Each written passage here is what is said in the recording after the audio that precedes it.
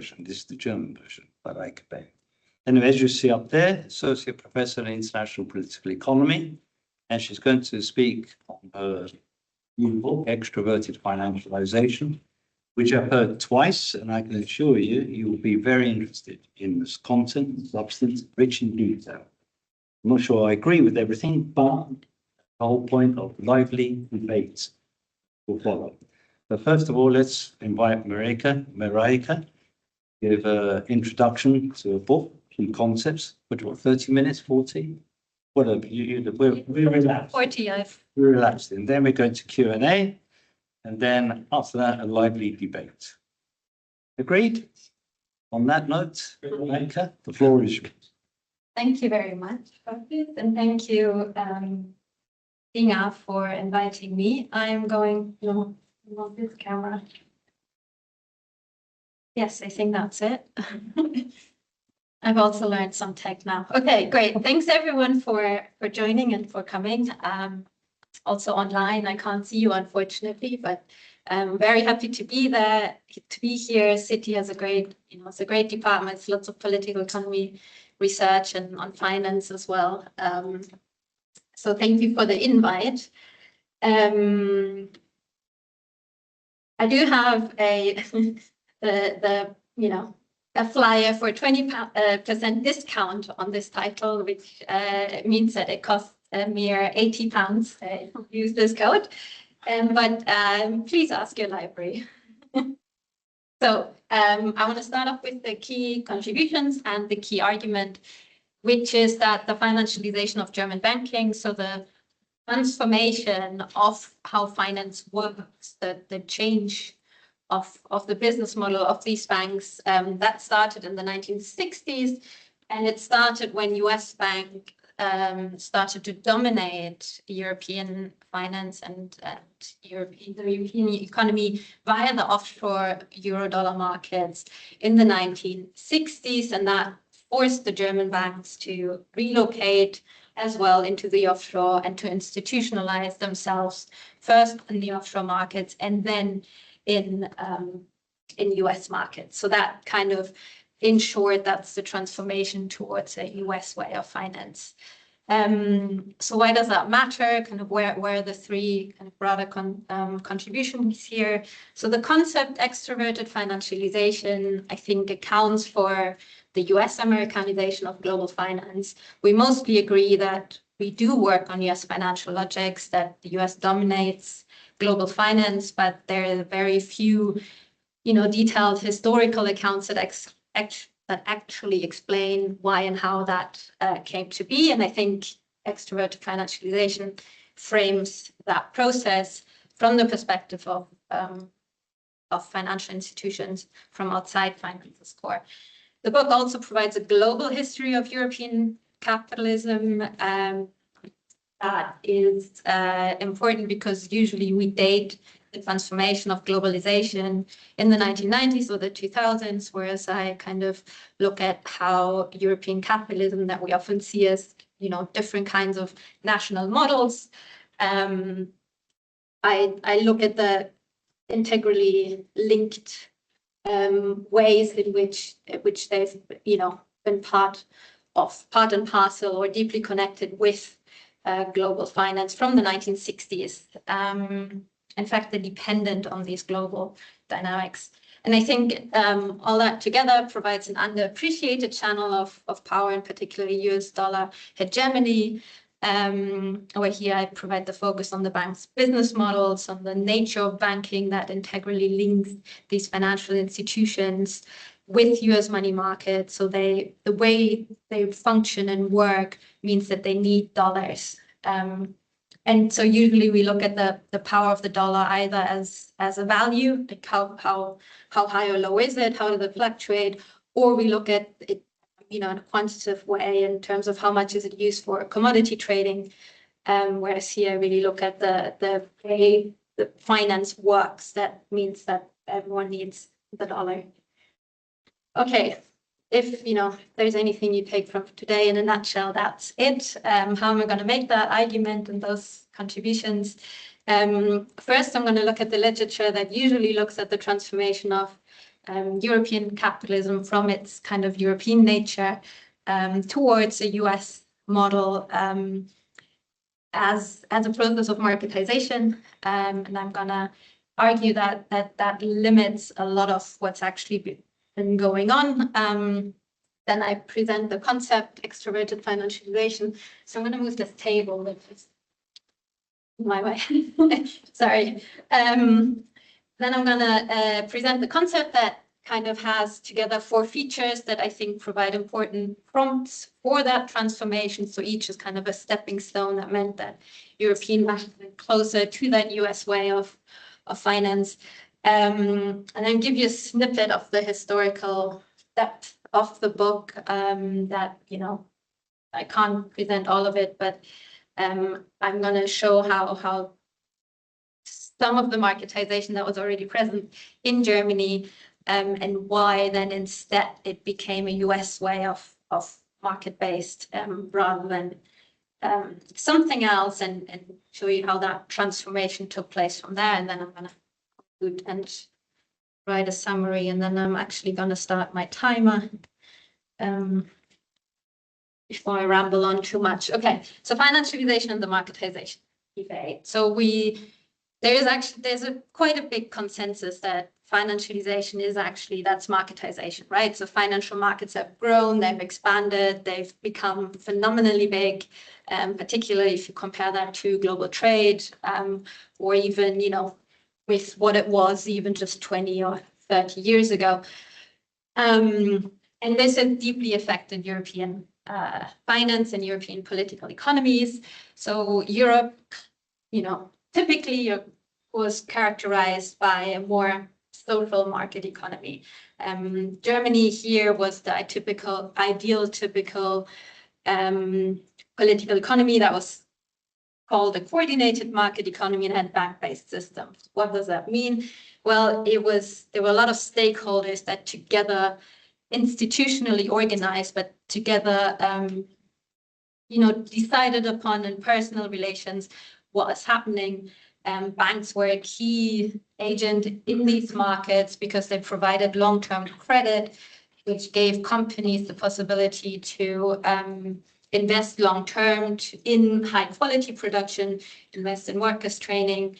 And the way that banks monitored whether the credits were actually doing well was that they all had personnel on each other's kind of supervisory board. So the whole thing was very linked with every powerful company was kind of, you know, networked or integrally with someone else, and that was seen as, you know, very productive way of doing capitalism. And the banks were therefore the kind of the bulwarks against short-term market logics. And they were, you know, the founding fathers of these capital-intensive industrial way of doing things. But this then kind of changed in the 90s, particularly the 2000s, when banks slowly started to, or corporations slowly started to use capital markets for funding. Banks themselves started to trade more and more. So in a way, these personal ties, you can see that in the picture, but when they all sat in a room and discussed what they want to do, that kind of changed towards more transparent market-based indicators where everyone had to, you know, not talk to each other anymore. There was no insider trading anymore, but you had to go on to markets, the stock market, for example. You had to publish openly the firm metrics, things like that.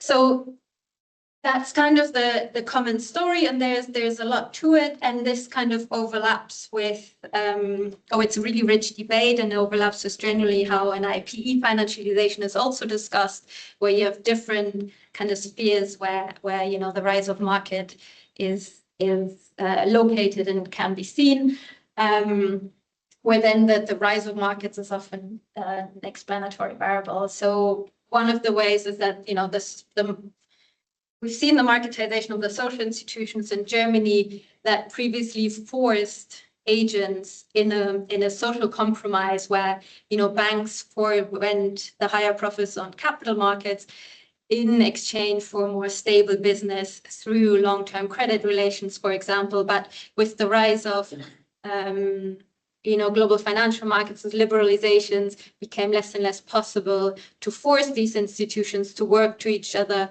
within that social compromise. So Wolfgang Streeck is one of the people who made that argument. So eventually, we can actually see there's capitalist convergence because of the processes of liberalization. A similar way is to look at the rise of shareholder values, where again, people look into how much of that firm finance or how much of the corporate control is done by shareholder values rather than these interlocking directorates. So in a way, people look at how much is controlled by foreign shareholders rather than that kind of German-based way of doing business. The third one is the marketization of corporate loans. Richard Deeg was quite the pioneer in this one, where they look into how banks are actually themselves providing the firm finance on capital markets. So here we actually see a change in the way banks do business. They're still very close to the corporations, but they themselves organize, public, the IPOs, Inish public. Oh my God, I'm missing the word now. When firms go public and sell their shares, and then in the 2000s, the change was within the banks even further, where they themselves, didn't only kind of organize it for the corporation, but it started more and more trading on their own accounts, and therefore became immersed in financial markets in the 2000s through their own trading, and they kind of lost the power, therefore, to direct their own credit business that they had previously over the corporations. So in all of these, I use a lot of the empirical kind of work from these scholars. There's a lot here, but where I kind of deviate is this understanding where you assess how financialized something is by how much markets there are present. And I think that really it means that you lose a lot of history, and that really underestimates the profound change that actually have been gradually taking place since the 1960s. And what I found really interesting is that Germany actually historically in the book goes back to the 18th century, how market-based housing finance, for example, was actually in Germany. There's a lot of use of capital markets. Germany has it's called a covered bond Pfandbrief. That was, I found the first instance in the 15th century where they've it's an asset-backed security essentially. So in a way, historically, German finance was more market-based than the US. So more markets cannot actually be the qualitative change that I think financialization represents. I think the conceptual puzzle here is, even though we all agree that markets are obviously also social institutions, we still kind of black box them in a way and posit them against social institutions, right? So in Germany, the understanding is it was more social, it was more coordinated as an economy because the institutions were able to basically block off those markets. But then when we look at the banks, which are key agents in these economies, they themselves have, I think, started to use global financial markets. But the key is that they've started using that in a different way, which kind of, for me, represents what financialization is about and where the profound kind of expansionary logic of financialization comes from. So what I'm trying to do here in the book is that I really look at this agential process of change in which the banks have engaged with global financial markets and what that done, why have they gone there, and particularly the problems that has kind of started to present for themselves because they started to kind of go outside their own home markets. They left their own kind of institutional complex outside. So then through that historical kind of tracing of what these banks were doing. I mean, I looked at various banks in Germany, but the book specifically goes into Commerzbank and Deutsche Bank. So this is a picture of Frankfurt, which is kind of the, that's the financial heart of Germany, what used to be anyway, where we have Deutsche Bank, Commerzbank, Dresdner Bank, that used to be there. So I'm really delving into the kind of big private banks, but the public banks were involved as well. It affected to an extent the savings. I'm happy to talk about that later in the Q&A if there are any questions. So I came out with the concept of extroverted financialization. I'm calling it extroverted because these banks really had to look outwards and they had to change according to imperatives that were given from the outside. So that this was really a process of we're going outwards.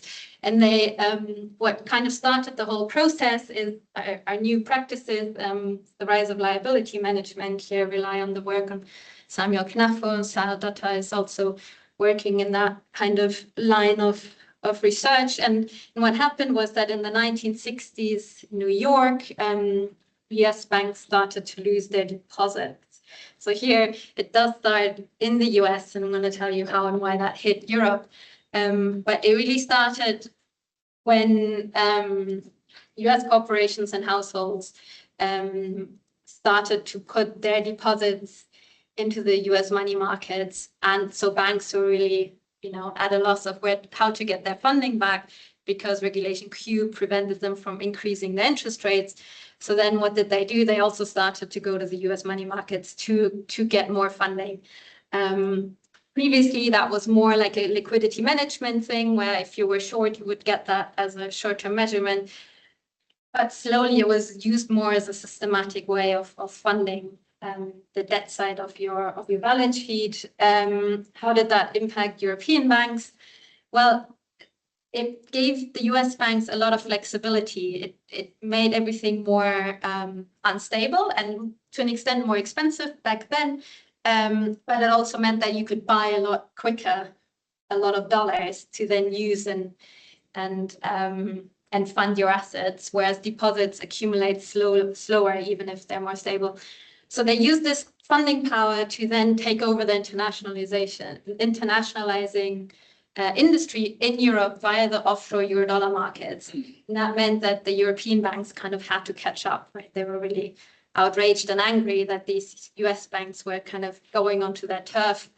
So they started to need these Eurodollars, which they did, but I'll go through that process in a minute. But what was really key for the whole financialization process and why it's turned into such a US-led process of financialization is that liability management was really tied to US money markets. So because that's where it organically developed. So you needed really liquid and deep financial markets in order to be able to actually get all those, short-term liabilities that this kind of way of funding required. So, if it's really short-term, you want to kind of, have a lot of possibilities to constantly refund.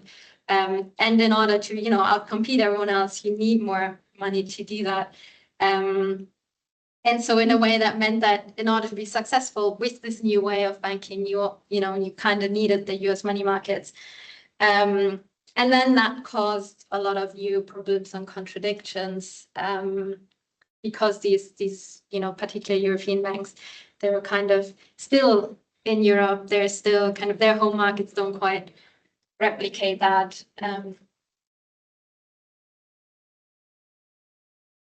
Okay, that's the concept in a nutshell. Okay, how does that help us frame European financialization? So again, it's a very kind of deep dive into Germany, and this is where this is the kind of historical juncture where, for me, it became clear that there was something really going on early on in the US that propelled financialization, whereas the marketization that we already had in Germany didn't lead very far. So what you had in the 60s and 70s, you know, while in the US they were pioneering all these new practices, in Germany you also had a change in the way that banks, you know, got their funding. So there used to be corporations and also rising household wealth. So the corporate funding was down. They were retaining more and more their own cash rather than depositing it with banks. And they were also internationalizing, so they also needed more dollars that the banks didn't necessarily have. And there was more and more German household wealth, and construction was up. But these businesses were captured with the savings and cooperatives that were having a really tight regional hold in Germany. And so in a way they captured all that business. So the big universal banks that were traditionally corporations only, they started to then be interested in retail finance, and they had to kind of compete against the savings and mortgage banks, and so they opted for what they were doing for refunding, which was the fund brief, so covered bonds, or it's an asset-backed security, provide a mortgage, or they do it for shipping, and they do it for construction. So in a way, they started changing in that direction, whereas in the US you see that that move towards money market funds, which provide much more dynamic and flexible way of funding. So in a way, we can see that Germany was always market-based, but this historical juncture, the competition worked in a different way. It was quite fun for me to read is that at first these big banks were really outraged that said, like, these bankers in the way they were doing business, they called these retail finance people that wanted to start having, you know, everyday loans or help with their housing finance needs, and they called them the mob of the street because they thought of themselves as these eminent bankers that would only deal with, you know, these conglomerates rather than the retail finance. So this was a really big shift for them, but it went again in a different direction that then, you know, changed in the way they were doing business on offshore markets. So here you can already starting to see the split where there were the 60s and 70s concerned about what was going on offshore markets with US banks, whereas in Germany, in their own home markets, they went in a different way. Oh, this is a leftover slide.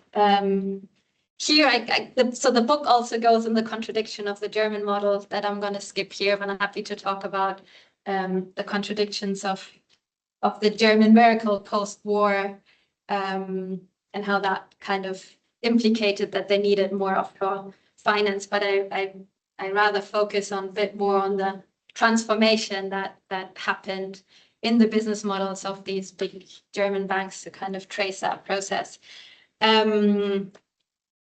So I already talked about the challenge that US banks presented with this new way of funding, and the European banks really did try and not engage with that, but provide alternatives through which they could recapture the internationalizing economy, which is particularly important for Germany because of the German banks, because you had a large export sector.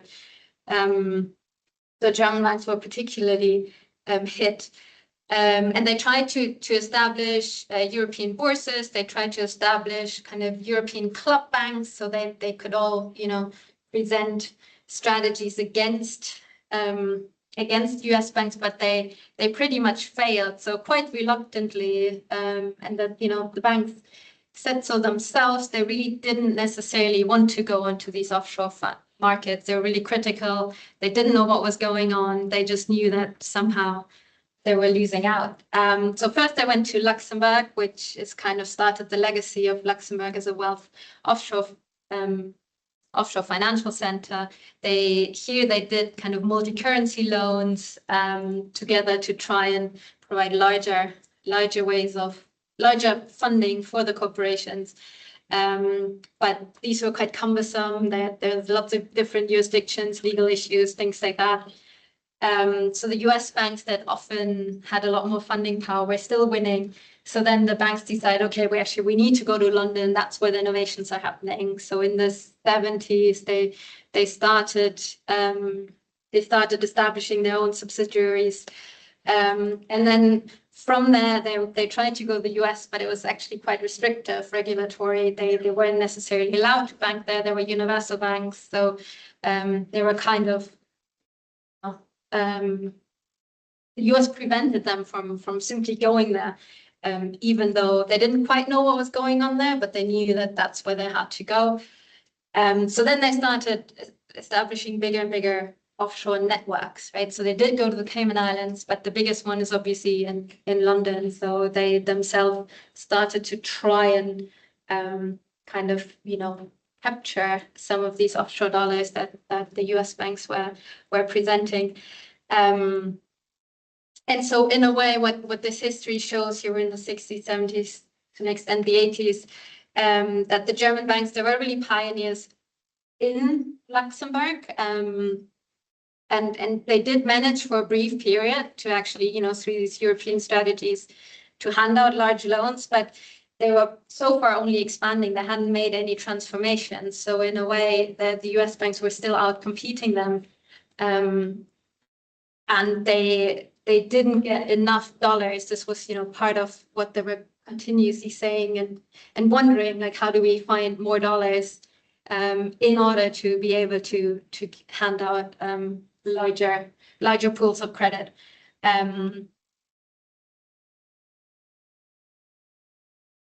So then, in a way, they what they did say is like, okay, we need to actually learn that US way of finance, right? We cannot, there's a limit to how far we can actually simply grow. So then there came the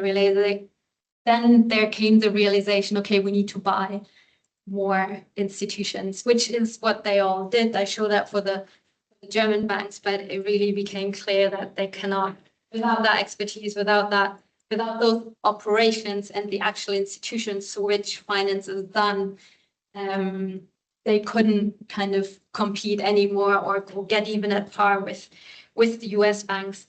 And so Deutsche Bank in 89 bought an institution in London, and then in 2000 they bought Bankers Trust in the US. And through these kinds of new acquisitions, they were then faced with huge costs. Yeah, that was a huge discussion in the 90s, up until even early 2000s, where particularly the German banks, but also the Swiss banks, they were the key competitors. How expensive everything was, right? They could not sustain. They had like 90% cost to income ratio. So they really needed to find, and that's where then that transformation away from the corporate loans comes in. They really had to find higher yielding securities, right? So they needed more income in order to actually finance all that expansion and to finance these really expensive institutions that they were buying.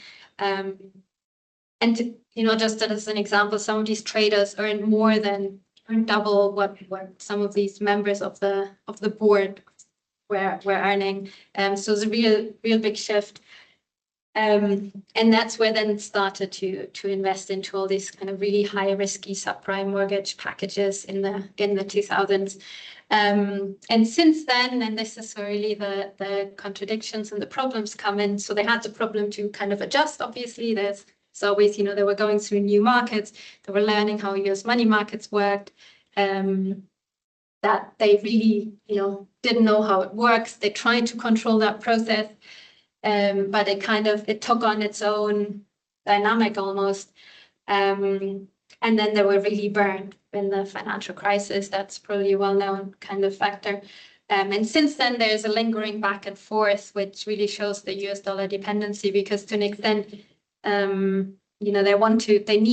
they need those kind of markets, they need those securities, so which they can manage that really quick way of funding. And they've cut off the previous credit ties. They've transformed the institutions, so they kind of still need those markets. Europe doesn't have it, and you can really see with all these banks in different ways going back and forth. Santander is just latest example.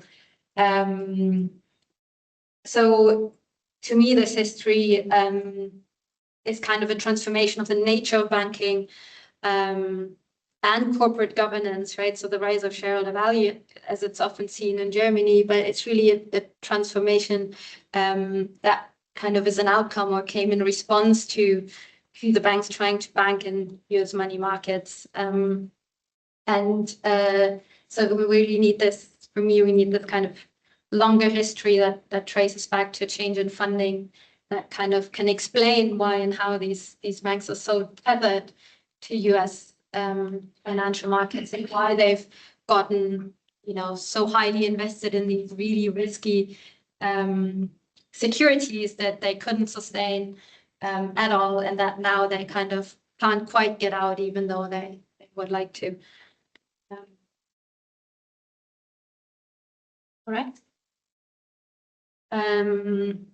Summary and outlook. So just to sum up, a few kind of conceptual implications, I think, is that so extroverted financialization, I think, is kind of provides with these 4 features, sort of foundation for European financial transformations from the perspective of the banks themselves, right? So these are kind of key capitalist agents that were trying to adjust to new competitive pressures, that were trying to stay up in the competition. And really important to remember that they're still big, right? Quite a few of them, but they're really on top of the whole economy, right? They were they could direct pretty much whatever they wanted in a way, because they were so tightly interlinked with all of the powerful institutions and provided the financing. But then the US banks kind of provided this competitive challenge to which they, initially tried to catch up. And in a way, then they, through that attempt to get ahead again, they kind of built or constructed their own US dollar dependency that we'll see what they do with it, but currently they can't quite get out. Another way is that often, if we look at European financial debates, there's debate about national champions, there's a debate about let's grow the banks, we need more market power, we need them to kind of finance our industry. But there's a lot of a misconception about what power is in financial markets, which, from this history, I conclude that it's the access to US dollars and the possibility to leverage dollars, because that's, you want a lot of funding. So how do you get that? And whoever manages that is quite successful and powerful. That doesn't mean that size doesn't help you with that, because if you have a big balance sheet, a lot of assets that you can, use as backup security, repo finance, whatever it is, that obviously helps. But the better you are with that management of dollar funding, the better for you. And then this is kind of, so the book goes a bit into that in the last chapter, but also connects quite well to these debates about strategic autonomy in Europe, where again, there's a focus on we need bigger banks to have financial sovereignty, or we need, bigger capital markets union, banking union, we need bigger markets, or we need better regulation to kind of keep out that destabilizing US dollar, right? That kind of provide the bulwark against US finance, but that really kind of underestimates how poor European agents themselves are, because of the way they function, because of their business model, are already so dependent on US dollars. And I'll leave it here. Thank you, everyone, for your attention, and I look forward to the discussion. Thank you very much for what I told you in detail and fascinating. So I'm sure there are questions as well as points for debate. Let's start with questions that we can answer. Who would like to go first?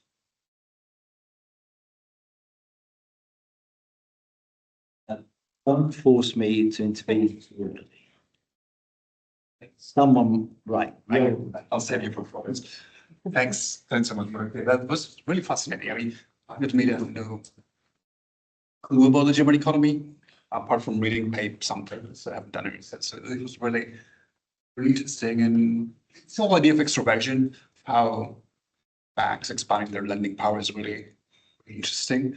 I have a question on the shift that you mentioned from a market-based economy to a liberal-based economy, basically. So the information I would have in mind from whatever rise of capitalism or growth models, whatever they call it these days, is that it has to do mostly with how corporations, households obtain finance and kind of investments pension funds do. Right.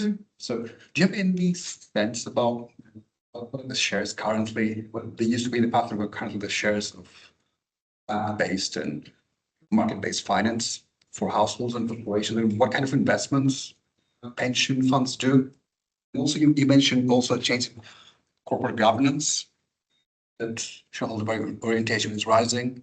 Do you have any idea the share of listed financial corporations these days to the past? Thanks again. You want to answer that while people are collecting their thoughts, Mareike? Sure. To be honest, I don't have precise numbers now. So I think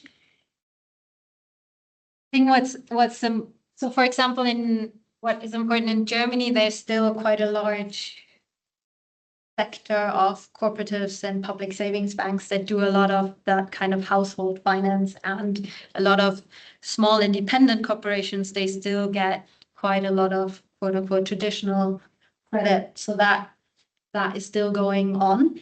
So in that sense, the story is very much about the larger banks, the way the larger economy is, not necessarily nationally linked, but transformed in the way it engages with global finance. So in a way, the change is not necessarily, in the 90s and 2000s where all of that happened more. So what's interesting is that actually foreign investment hasn't been as big as it out what is currently. I'm not entirely sure. That'd be something to look up. In Germany also, you still have less of a private pension system. So again, there's a huge difference, which compared to the US or the UK. So in a way, if you want to look into debt-based economies or debt-based consumption, right, that kind of where's demand coming from? In Germany, the savings rate is still higher. There's less, though it's changing. The biggest change is also in the housing sector. But the key kind of difference, I guess, where I am with the growth models is that, these banks, they don't only do a complementary kind of financing and in making up the gap between those in saving smaller banks and the rest, but they themselves, started to really make a huge change in the way that corporate governance is actually made. Any other questions? I have one. Okay, Inge, and then Bruno. My question, I'm sure we've discussed this at some point. And I was wondering if it was in your legacy slide, because I saw price stability pop up.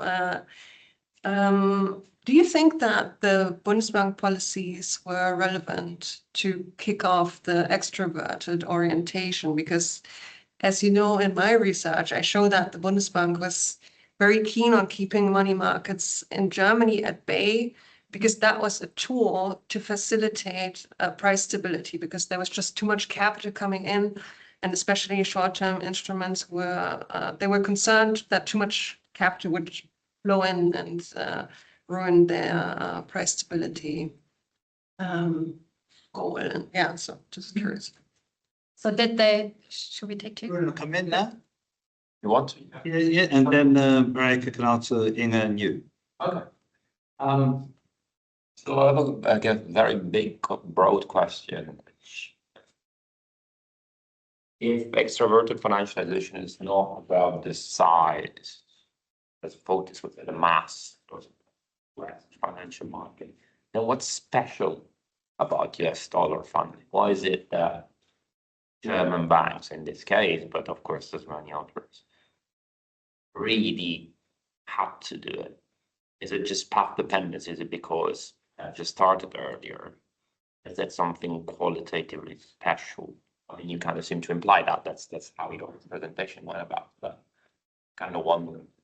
I don't know. Or does it have to do with the fact that other parts of the world also need dollars, and that's what makes dollar markets special? So what's special about dollar markets, I guess, is the short version of the question. And then I have another question, which is kind of separate, which is because it's about financialization, right? So of course, it's mainly about banks and their models, their operations. I'm kind of wondering, financialization also means a lot of other things, in the literature. I said, well, why hasn't this extroverted financialization of German banking generated other bits of financialization in Germany or Europe more widely? Why is it? Or is it confined within the banking system? But why haven't we imported the rest? There's one question online. Naresh, shall we take the Yes. question? Take the question on. Naresh, if you can hear us, you can go now. Oh, thank you. My question relates to using the US dollar as a fundamental basis. I mean, in the past, yes, we see massive dollars being recycled, whether it's from oil money or commodities, but in today's age, where we're not seeing the same degree of recycling of dollars, and we also are not, whoops, is there an echo? We also see issues with regard to the recycling of those dollars. For example, with the current administration in the US, where you have very commercial unfriendly terms by imposing tariffs to lots of different countries. And those countries which have had significant trade surpluses, who were buying dollars, buying treasuries, and saying, why on earth should we carry on buying all these dollars and go into real assets instead? Because that will be their hedge against a falling dollar. So it's in some ways, I think we need to maybe think about a post-dollar world as opposed to thinking that the current dollar exists. Because the fact that the US debt is so large, that would encourage even more speculation, and that will therefore cause an issue of who are the natural buyers of dollars. And that to me is a real concern, because they do not have the automatic franchise of saying, actually, why should we buy dollars? Why not buy Swiss francs? Why not buy other things? The sheer fact that there's a massive surplus of dollars doesn't mean that that should automatically realize into stable or lower rates. Mareike, do you want to respond to that? Okay, great, thank you. Great question. So Inga, did the Bundesbank implicitly, I guess, of their extroverted financialization, did their policies help? Yes, it helped in two ways, it actually even more directly as well. So I definitely agree with you that, it did. So the Bundesbank, in order to promote price stability so that the exports could be competitive and that the workers agreed to lower wages so they could buy stuff that was still, keeping cheap. And that was the kind of social compromise for the German model. And therefore, the Bundesbank was really critical also of the international dealings of these banks. They didn't want them to go into offshore Luxembourg and London because that they couldn't monitor. The Bundesbank liked to keep it tight. Like, Inga has great work on that. And so they didn't actually want that. They didn't want the Deutschmark to become a second reserve currency. It kind of did become a reserve currency nonetheless because of the strength of the Deutschmark, because these banks were really active, because they had a large economy. And so in a way, that kind of forced the banks even more onto these offshore markets. the second, and this was that's a really interesting one, where the Bundesbank itself was active on the euro-dollar markets, right? So it was really critical of all that, but it was actually quite active buying and selling, not least to try and keep the dollar Deutschmark peg that was happening during Bretton Woods. There's a lot of pressure against keeping the peg. I'm sure, I know a bit less, but I'm sure that happened with the snake and the other European kind of agreements. So they and again they also supported their own banks with dollars and when they were needed. So they were counter what they were saying. They were actually quite active on these offshore markets, and I think that they also through that kind of attempted tight control on capital flows, they then promoted this kind of they needed the dollars, right? The companies needed the dollars, so everyone kind of went offshore. What's special about US dollar markets, if not size? So to an extent, it definitely did become special because of size. Like in the end, there was the process that, but what is special about the US money markets is, in comparison to the European money markets, is that it really became a central source of funding, whereas in Europe, the money markets were used as a kind of interbank fix in liquidity problems, right? Whereas the US money markets became a central source of funding. It became a systematic way of where banks were trading their liabilities, which meant that they became so flexible and big in comparison to what the European banks could do with the slowly, if stable, accumulating deposits.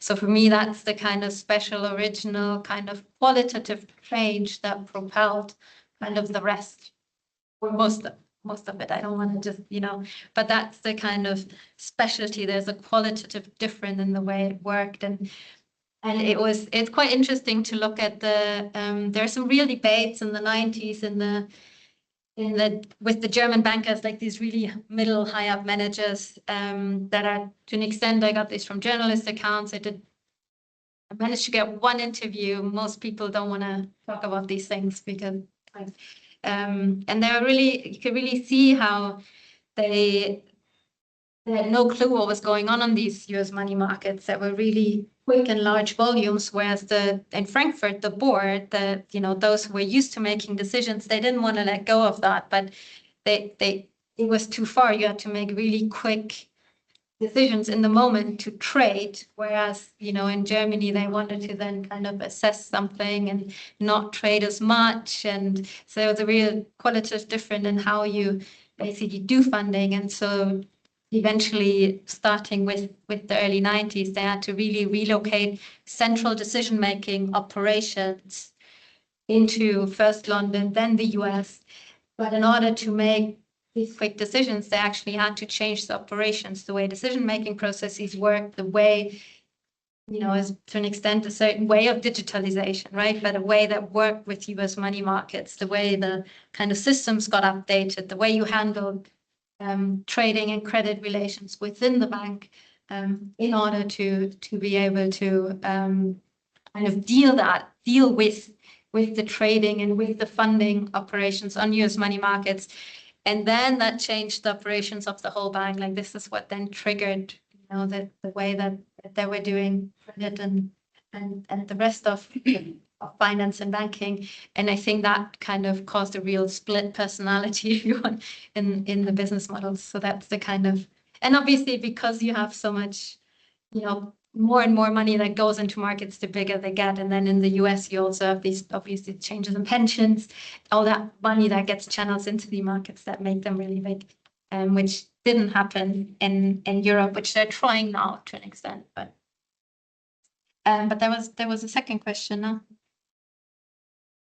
I have a second question. What else have they imported in terms of financialization and whatnot? So they did try quite strongly in the 2000s to import more and more. And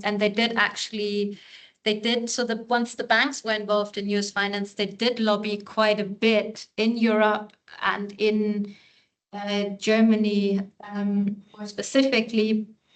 In the book, I go in the 2000s where they try and change certain ways of funding. Insider trading is, for example, that was forbidden and you couldn't do it. And so there were a lot of in the US, but then you could do it in Germany. And so they were changing the way, you know, or lobbying for the way certain, you know, financial information will have to be posted, because you weren't on the supervisory boards anymore, because they realized that all their long-term shareholdings, they wouldn't yield enough money anymore if they took the costs of all the funding into consideration. So again, this business operation made them realize the way things in Germany didn't work. They needed that differently. So there was a lot of lobbying also going on. It's called Finanzplatz Deutschland, so finance-based Germany. So they did actually, and I'm writing a paper on where I look into how those dynamics are changing the way they engage with European integration. It's kind of research and process. So they did import, but again, that's where, you know, the specificity of institutions and the way things work come into place, because that obviously then interacted and changed in the way that things were on the ground. So there's never a one-on-one base. You can't basically. Yeah, but then in the crisis actually caused a lot, like there was a lot of effort and momentum. That's the word I was. It's a lot of momentum in the 2000s. The crisis kind of stopped that. And so now again, we can see that with the capital markets and the banking union, where basically you need bigger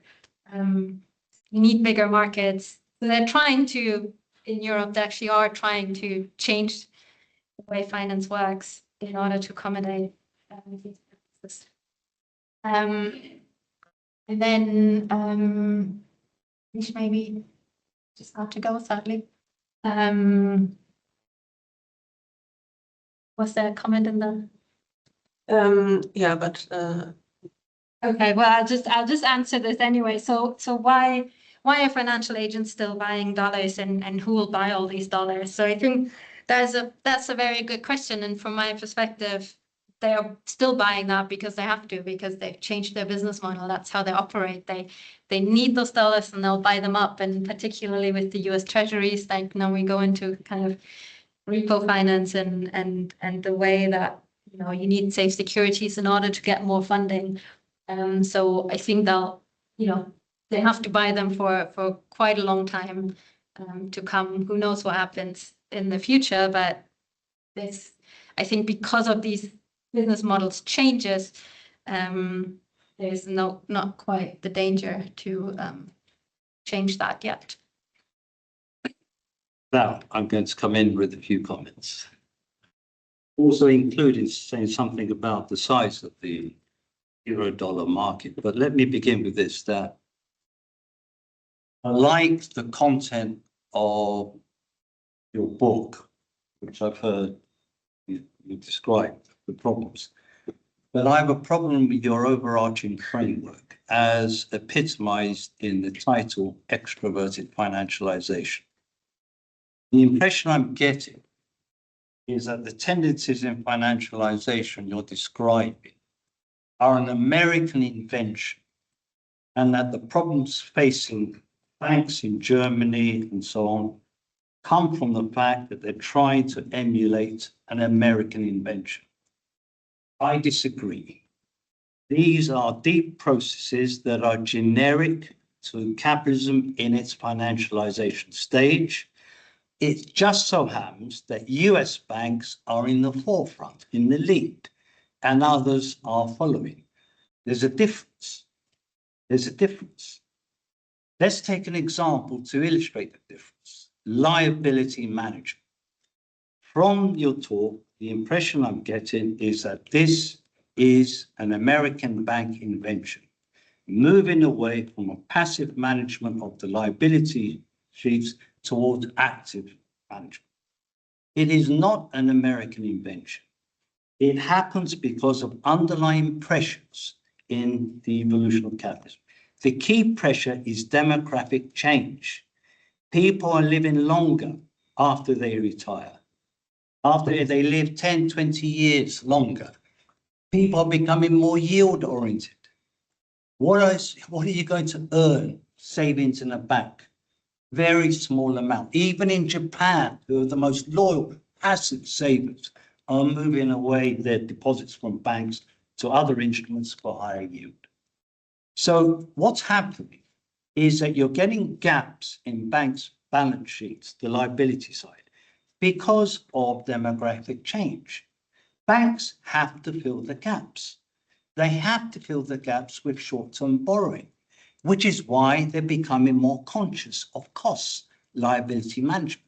They didn't have to be conscious of costs when they could rely on household savings, years passing and so on.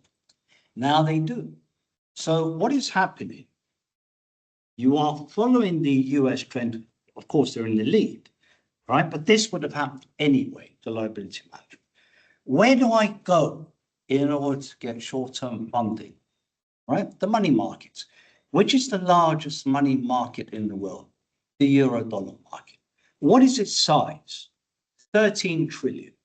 This is 1/20th the size of global security stocks of currently 270 trillion, bonds and equities, 1/20th. If we look at turnover in the euro-dollar market, it's 1.5 billion per day. 1.5 billion per day, which is 1/60th of FX transactions per day of 9.6 trillion. This dollar market is open to all. Who comes into this euro-dollar market? Not just banks, but corporations and governments. Corporations with spare cash, where do they lend it to get a higher return? Euro-dollar market. Who borrows? Governments. If I'm a government, where do I go to borrow, right? $500 million for a week, right? The euro-dollar market. It's deep and it's liquid. It serves a short-term function, a long-term capital market. Whether the US banks would have pioneered it or not, that money market would be in existence today because of its functional use to complement, undergird the global capital market behind. So these tendencies we're seeing would have occurred anyway. It happens that the Americans are pioneers. They're always in the lead. But do not think this is American. This is what we're taking in. Those are our problems. These problems would have occurred anyway with Germany and so on. And so on. Anyway, those are a few comments. But other than that, question your extroverted financialization framework. The substance, as I said, is very good indeed. Stefano online has a question. Stefano. Oh, hi everyone, and sorry for not being there in person. Mareike, thank you so much for your presentation. I had some like a comment, but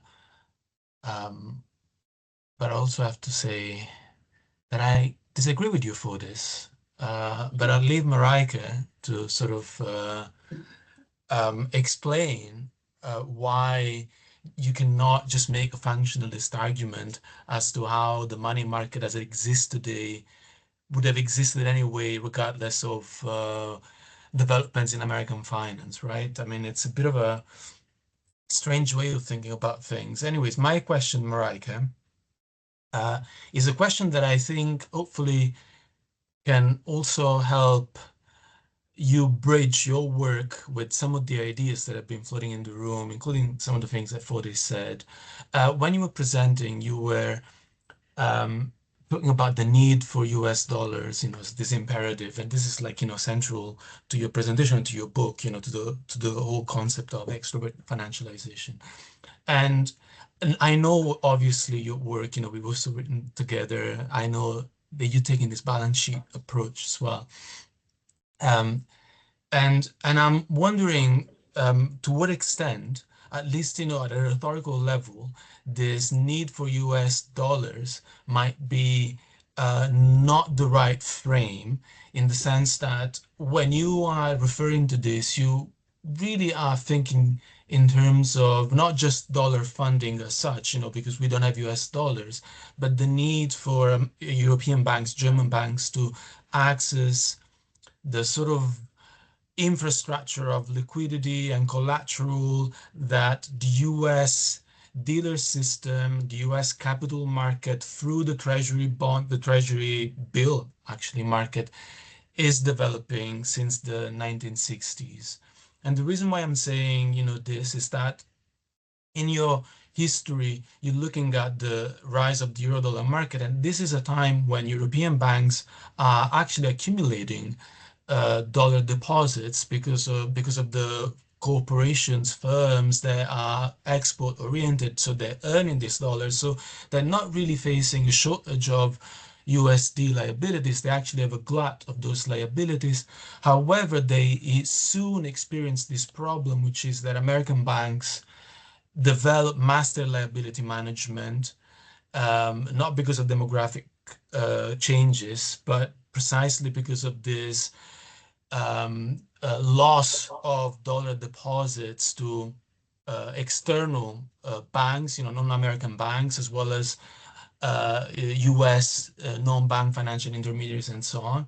And so for European banks, I guess the problem becomes not so much just to find dollars, but how to make sure that those dollars are sort of retained, those dollars are backed by safe assets, collateral, liquid assets, stuff that the US banks have. So that's what they're dealing. This is the sort of like, that's their special commodity that they're dealing, which speaks to some of the things that Fotis was mentioning, the securities markets, and how American banks are central to that. So basically, to break this down,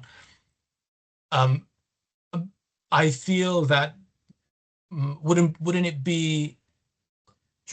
I wonder whether the key issue is just this need for dollars, which is like need for a currency, which is the sort of IPE traditional view, which I know you are challenging, or whether the whole question of liability management, extroverted financialization has very much to do with access to the US capital market, which is much bigger than the European capital market, right? Especially considering safe asset angle treasuries, and how these unique instruments were needed so that they could stabilize the deposit base of European banks, which were accumulating these dollar deposits by non-American firms and so on. So I guess that was the comment that I had, which I know that is in the book, it's in your work, but perhaps not in the framing of the need for US dollars, because it seems to suggest there's just a need for US dollar funding, whereas it's the wider infrastructure of liquidity and leverage that the US dealer system has developed since the 60s. Want to respond, Mareike? Yes, thank you. Fotis, can we look at what is happening today and basically extrapolate that to that has always had to happen? I don't think we can. So yes, currently. Disagree. Of course, but you knew that already. So yes, currently we have a system where there is a certain size that is lacking elsewhere, but I think really the key is that other things where possible, right? They try to do other things, but and I go into these counter-European strategies that they were trying to develop in the 60s and the 70s in the book, where it was because the French banks had different interests than the German and the Swiss that they didn't, come together and provide a stronger kind of, counter strategy against that kind of US dollar dominance. For example, that was one historical instant where it could have gone a different way. Again, if we look and, what I was talking about, the fund brief and the covered bonds, so you had similar dynamics in terms of rising household wealth, but the way this happened in German finance was different than in the US. Rather than representing an overarching capitalist logic, I think there definitely is, a historical development that has led to the way things are happening now, and I don't think we can extrapolate from just because the euro-dollar market is big.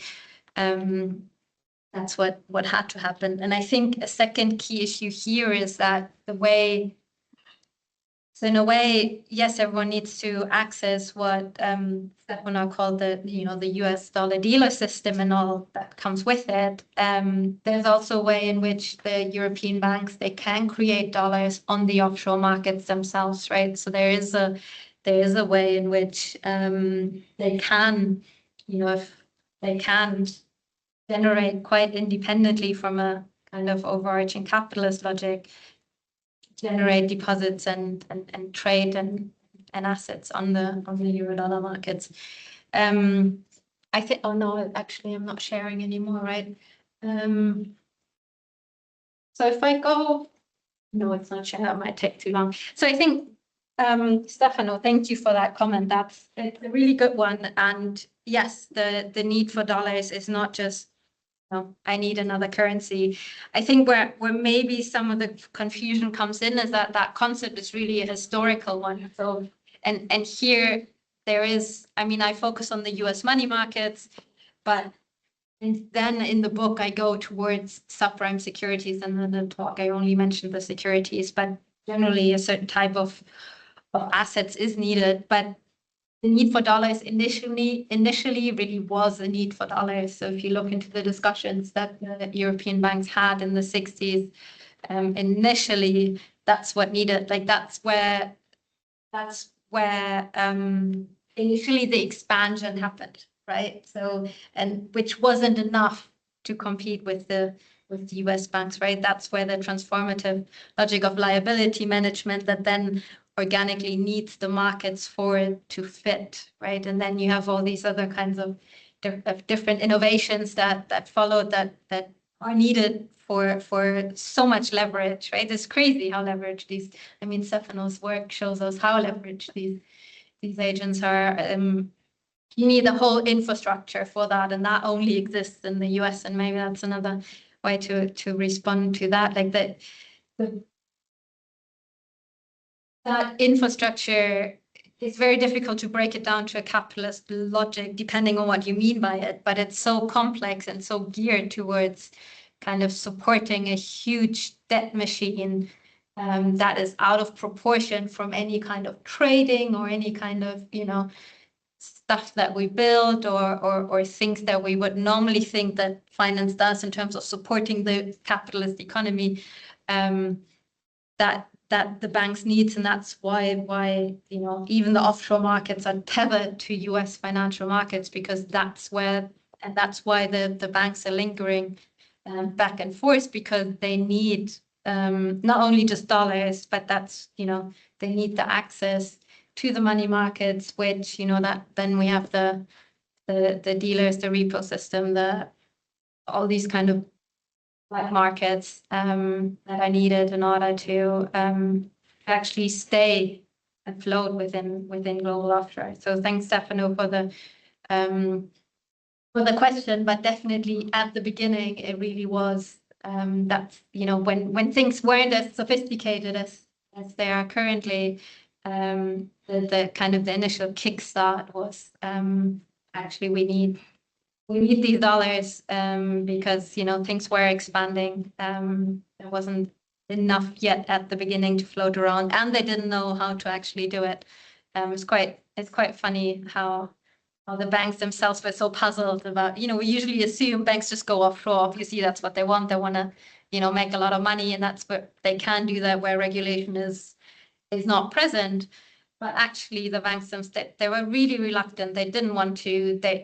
Herman Abs, this huge banker, and just after the war, that quite key in terms of rebuilding Germany. He was saying, "Oh, these markets are threatening democracy as a whole, and they should just go away again."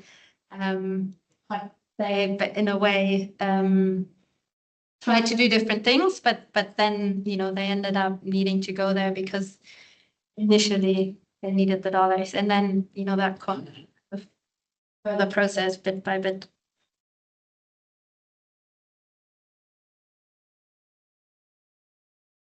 I just can ask a question. So Loudly. Okay, so I wanted to ask you something about the concept of extroverted financialization.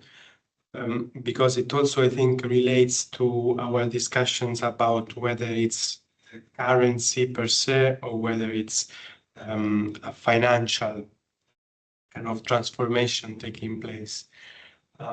What do you, if you can be a little bit more go into what you mean by extroverted financialization, in the sense, is it just about find dollars funding offshore, or as you were saying, it's about the transformation of business models? Of course, it's a rhetorical question because you were mentioning about the business models, but if you can just maybe push a little bit into tell us a little bit more about the tensions that were, for instance, between the German headquarters of Deutsche Bank and actually you know, the companies that they had bought in the US or in England, because what this transformation was about. So what do you, when you talk about extroverted financialization, what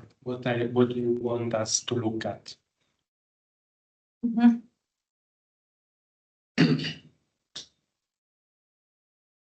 Answer that, and then I'll give my answer. Thanks, Jacopo. So,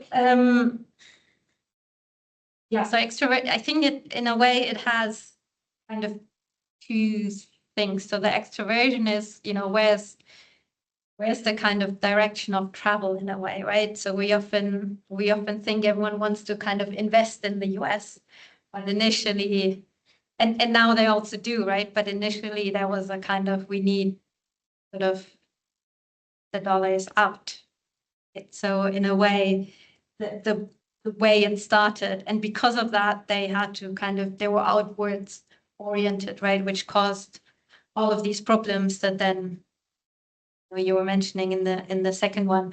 And so I think the second one, that the concept, or I'd like to foreground with the concept, is really the problems, right? So that, I guess, it's the heart of your question as well, right? We often think of big financial agents. They want financialization, they're happy, they make a lot of money, and they invest in the US because they make a lot of money.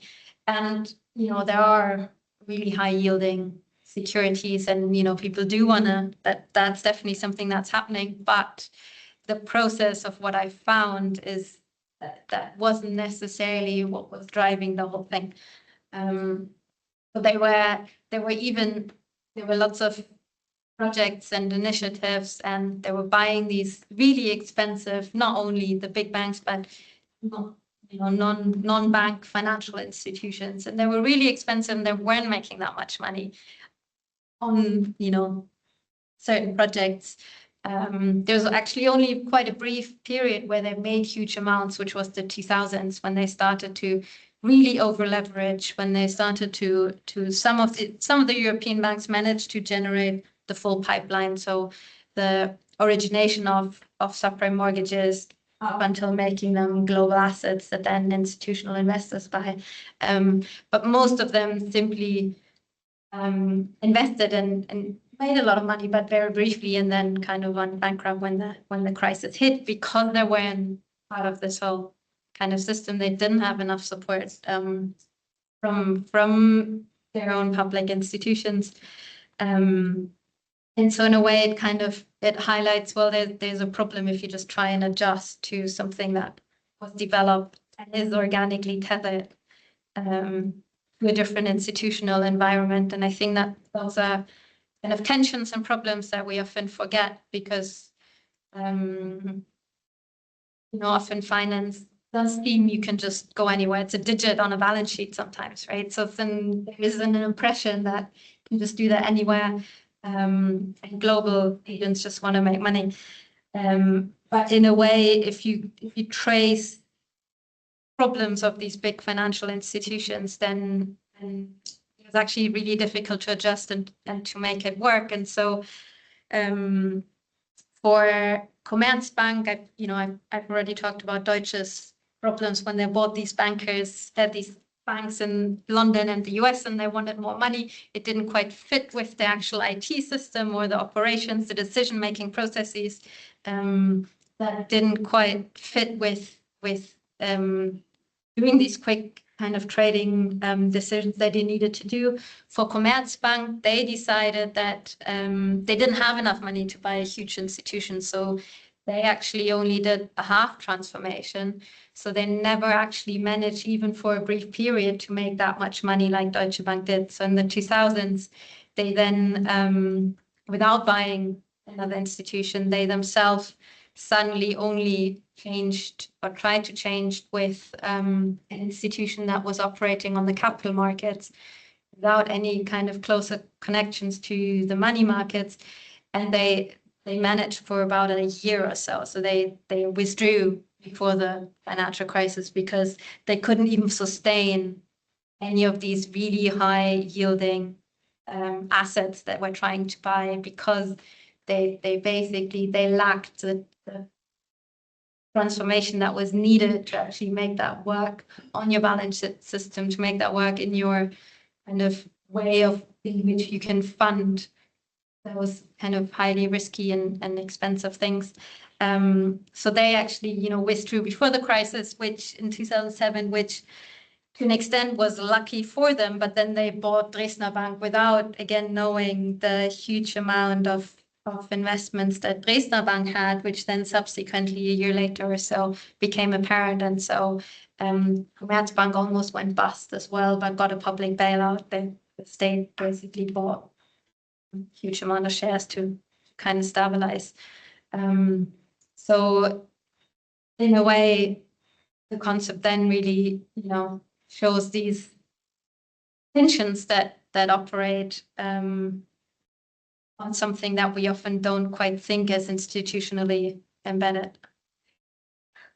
I agree with a lot of the points you're making about the problems that you discussed and enumerated facing Deutsche Bank in the past and so on.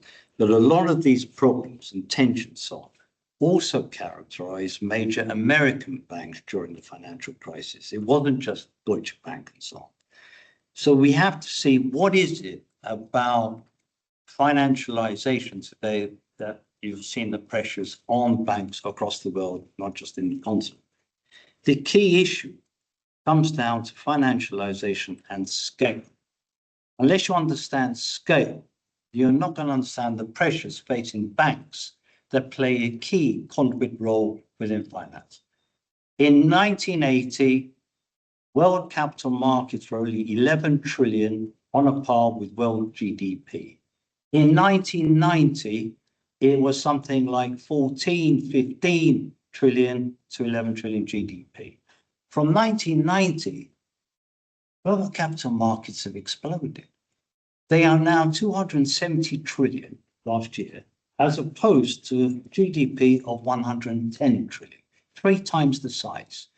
Unless we understand what is driving scale, if we see that as dysfunction, it has no functionality, then we have a serious problem. What is driving this scale? And the problem is Liability management. No, it is not. If you start thinking that finance is purely there to serve production and trade, you're lost. It isn't. No, it isn't. Finance is growing now, not just to serve the needs of production and trade. It is there to serve the interests of governments, corporations, so on, in terms of facing other pressures to do with population aging, climate change, and so on. During COVID, when governments were issuing bonds, She obviously disagrees with you on that and has a different view on like what's driving this machinery. Right. So you're allowed to disagree on that. But the Deutsche Bank pressures, which I'm coming to, are part of the pressures facing all big major banks in the world. Of course, Mareike is right in pinpointing a lot of the mistakes during the crisis and so on. But to say that comes from America, is an American creation, liability management, and these are the problems facing Deutsche Bank, I think is a serious error. I would like to redirect attention to this concept and ask what you have in mind for it, whether you would want it applied to other cases or like future time periods, because in your responses and your presentation, you've restricting it to this one case, as a good historical scholar would do. But the concept seems to suggest further application, you know, in the way that you define it. So I wonder what your views are on this in general and on these possibilities in particular. Might other countries find themselves pursuing this strategy, either knowingly and willingly, or not so knowingly and not so willingly? Is it kind of is it going to be passed down to the next rung, you know? Was that too structuralist way of thinking about it? Because when I hear your explication of this case, it seems to suggest getting drawn in to an institutional machinery, which you define in your own terms, not in terms of functional needs, but in terms of like the game internal to banking, that would affect other banking systems. Now, leading to the next question, is there an end to this process? Like, presumably, when everybody's extroverted, that's no longer possible. So is there some kind of completion point implied in the concept? You know, and can we learn anything from previous Marxist debates that had an outside-inside to their understanding of, for example, production? Thinking of debates around imperialism, some of them had this. So how would you distinguish the aims of your concept from those that I've used to discuss unevenness in the past? Do you see where I'm going with that? Mareike, let's end on you answering that question by Amin, which kind of abuts my point about scale. How are you going to answer that unless you understand scale? But Mareike, floor's yours. I mean, was sent up, I think. Who? Stefan, we can't see it, but Stefano? Camera's getting 5 to If there's 6. time, I have a comment as well, but Okay, I'm wary of time as well. go ahead, make your Shall I? comment, and we'll ask Mareike to close.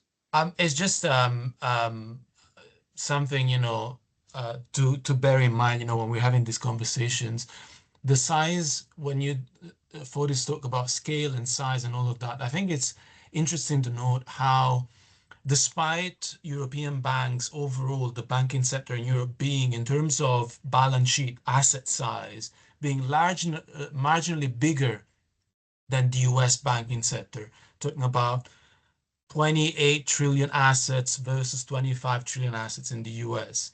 Despite being largely bigger, European banks, in terms of the net revenues overall, they produce something like 1/3 of the net revenues produced by American banks, which alone account for more than half of global net revenues by banking. So there is something unique about American banks, what they're doing, their closeness to the largest and deepest capital markets in the world, which are American capital markets. So it does speak to your question of size. It does speak to the question of financialization as the growth of financial markets. But going back to this question of liability management, funding, extrovert financialization that Mareike was raising, how can German billionaires, European billionaires who want to save and want to invest, how can they trust their money with German banks if German banks cannot provide safe assets other than US treasuries, right? Because the German short-term treasury bill overall is a segment of the US, of the German public debt. It's very negligible. It's like 100 billions. It's minuscule compared to the US Treasuries market and the US Treasury bill market, which is at the heart of the money market, right? So I think, you know, we can't just, you know, discard and deny the fact that, you know, when you talk about scale, you're obviously talking about the scale of capital markets, money markets, which are for the most part USD denominated markets, right? So I think, you know, that there is a lot of convergence, I feel, between what you are saying and what Mareike has been saying. I don't understand why you are being so sort of positional, because I don't think Mareike is saying something different from what you're saying. She's actually looking at the plumbing of how non-US savers and investors can actually save and invest, and that requires, this access to US markets. Rebecca? Thank you. Yes, in a way, I don't disagree. I agree. It's big. I'm interested in how that came to be and why we're kind of all in this. Colonization of the future. So where do we go with the concept? How can we use it, and how is it different to previous imperialist kind of debates or an unevenness? So I do think it can travel. I've done the really that in-depth historical work for German banks to an extent, other mostly Western European banks. So it'd be interesting to apply that very in depth if they were the same. They were different kind of discussions, but I suspect because these imperatives came from the US, you can kind of apply that. I think also corporations, because we have such a huge focus on capital market funding from corporations, that would be another way. I mean, maybe Bruno can tell us whether that travels on emerging market economies. Jacopo will tell us if it's bit by bit on the Italian banks. So I think it's quite widely applicable, but as a historian, I would, be a bit careful to see how much I can kind of apply that. And then there's another thing where the European banks, they started on a, in a way it was happening in Europe close to where they were. So they were kind of part of the early transformation. So in that sense, that's quite a unique sort of position. They're also really, they are still big, right? They have huge, as Stefano was saying, they have huge balance sheets. And I think here again, it's key to look at where and how you make money rather than just looking at size, because actually the US banks are making more money in Europe than the European banks are making. And so in a way, the European banks are quite in a unique position because it'd be interesting to see what happens with the Asians, with some of these Asian banks that are now huge and are kind of connected. But again, I suspect there's a different transformation going on because they didn't have that early kind of changes on the funding side, and now need to kind of jump into this US system where you need you need that ability to connect to these huge capital markets and the funding markets in a way that so they work closely together and support your funding. How's this different to other unevenness? So I'm really looking at the a gentle creation of the structures that we're dealing with. Right. And I think here I'm quite different to other discussions on imperialism, where for me, power needs to be contextualized. So thanks for that question, that I can kind of draw that out of it. Like that, so the way why US banks became so powerful had specific origins. It was based on specific practices and started as a social kind of history in which, again, banks, responded to problems that arose in a certain way that then provided the power that they had. Like kind of there's an agential aspect of how the structural financial power was created. And then again, there's a question of how then people respond to those kind of uneven power relation that were appearing in front of them in a way that then re-entrenched the unevenness that they tried to overcome in the first place. Thank you very much, Mareike. That was really good. I think we had a very interesting debate and Q&A. I would like to ask people if they can't come with us. Mareike, you going to stay for a drink? Yeah. So Dame Alice after this, but it'd be nice to carry on chatting away. But Mareike, thank you very much. Thanks, everyone. Very interesting.